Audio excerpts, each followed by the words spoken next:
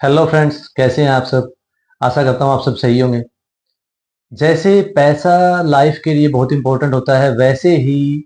Financial part है वो visa के लिए भी बहुत ही इम्पोर्टेंट पार्ट है।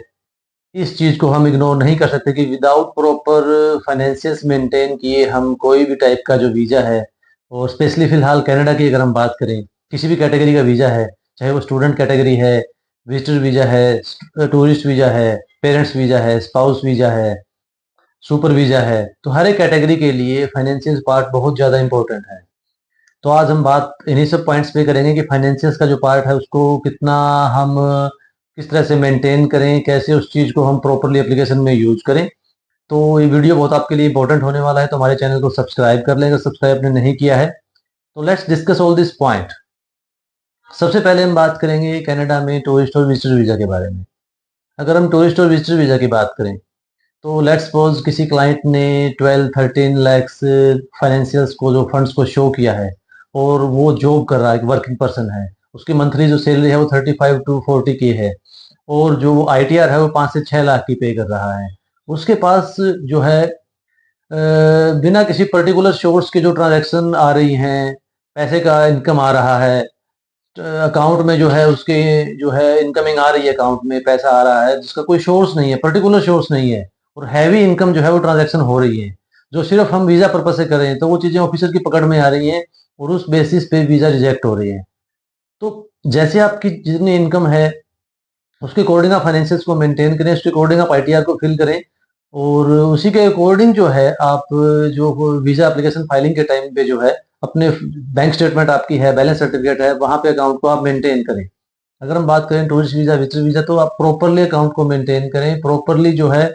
चैनल से चलें आप, और आईटीआर के अकॉर्डिंग, आपकी इनकम के अकॉर्डिंग, जो सोर्स ऑफ इनकम आप शो कर रहे हैं, लेट्स सपोज आप अपना जॉब शो कर रहे हैं, बिजनेस शो कर रहे हैं, आप कुछ भी शो कर रहे हैं, और उसके अकॉर्डिंग आपने आईटीआर फिल की हुई है, उसके अकॉर्डिंग आप अपने एसेट्स वगैरह शो कर रहे हैं, सीए नेटवर्क रिपोर्ट आप शो कर रहे हैं, तो अकॉर्डिंगली ही आप जो आपकी बैंक स्टेटमेंट आप 4 या 6 मंथ्स की आप लगा रहे हैं, तो उसके अकॉर्डिंग आप अपने बैलेंस को मेंटेन करें। ऐसा ना हो कि आपके जो अकाउंट में पैसा है वो आ कम रहा है और जा ज़्यादा रहा है। हमेशा पैसे की इनकमिंग जो है वो ज़्यादा रखो अकाउंट में according to your income, and जो आउटगोइंग है, जो पैसा आप निकाल रहे हैं, यूज़ कर रहे हैं, उसको थोड़ा-सा कम रखें कि आपकी सेविंग ज़्यादा शो करें, ताकि वीज़ा ऑफिसर को लगे कि हाँ, ये प्रॉपर्ली जो है, इसकी जो पर्पज़ ऑफ विज़िट है, जेन्युइन क्लाइंट है। अब अगर हम बात करें स्टूडेंट वीज़ा की, तो स्टूडेंट वीज़ा में भी अगर आप पेरेंट्स की इनकम शो कर रहे हैं, तो पेरेंट्स आपकी जॉब कर रहे हैं, बिज़नेस कर रहे हैं, कुछ भी वो अपना इनकम को, स्टेटमेंट्स को, फंड्स को शो कर रहे हैं, तो नेटवर्थ रिपोर्ट वो शो कर रहे हैं। नेटवर्थ रिपोर्ट तो हमारे एक एसेट्स हैं, उनको पर्टिकुलर वीज़ा पर्पज़ से हम काउंट नहीं कर सकते हैं। पर्टिकुलर वीज़ा पर्पज़ के लिए हमारे जो रेगुलर इनकम है, हमारा जो सोर्स ऑफ इनकम है, चाहे वो सेविंग अकाउंट है, चाहे वो करंट अकाउंट है, उसको हमें प्रॉपर्ली मेंटेन करना पड़ेगा। अकॉर्डिंगली हमें अपने आईटीआर को मेंटेन करना पड़ेगा। उसके अकॉर्डिंग हमें हमारी जो बैंक स्टेटमेंट है, वो हमें बैंक स्टेटमेंट में वो सारी चीज़ें रिफ्लेक्ट करनी चाहिए, जो हमारी लास्ट 4 to 6 मंथ्स की जो बैंक स्टेटमेंट है, जो हम वीज़ा के लिए शो करते हैं। तो बैंक स्टेटमेंट में ऐसा ना हो कि आप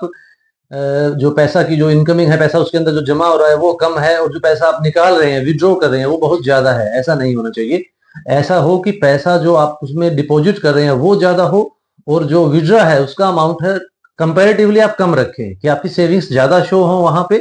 और सेविंग्स जितनी ज़्यादा होंगी आपकी, उतना ही आपका वीज़ा के चांसेस ज़्यादा बनेंगे। और अकॉर्डिंगली आप अपनी जो